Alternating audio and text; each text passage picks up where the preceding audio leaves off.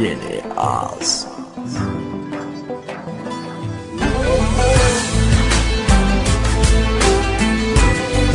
Ne var ne? Ne? Ne istiyorsun ya? Ne var? Ya sen gittin Ömer sen. Sen bırakıp gittin beni. Sen terk ettin. Bırakıyorum artık ben bitti. Yok Defne. Yok bitti. Tamam. Yok bitti. Tamam sakin. Bitti dedim. Bitti. Tamam. Söyle ne oldu bize, nasıl ihanet etti sözümüze. Ah kalbim sevme iyi gelmez bize.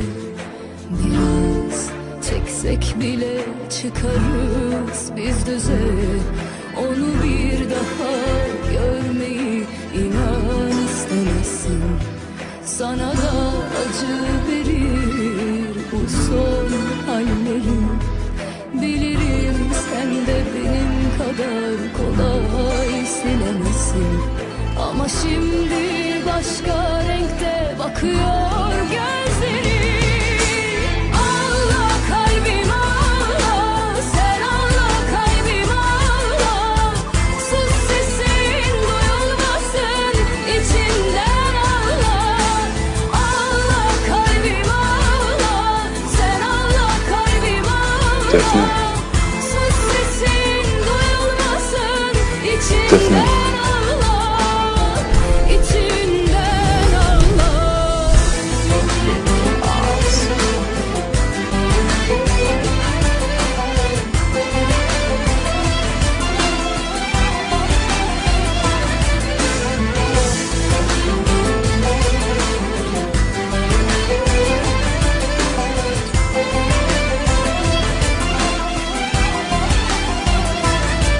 Kalbim söyle ne oldu bize, nasıl ihanet etti sözümüze. Bir sene. Ah kalbim sevme Hiç haber alamadık birbirimizden. Gerçekten merak etmedin mi? Ne yapıyorum? Neredeyim? Kiminleyim? çeksek bile çıkarız Hala biz sen de miyim? düze. Vaz mı geçtin? Bir daha Bitti mi yani her şey? inan istemez. Belki de bitmemiştir. Sana da acı verir bu son hallerim. Bilirim sen de benim kadar kolay Konuşmayacak mısın benimle? sevemezsin.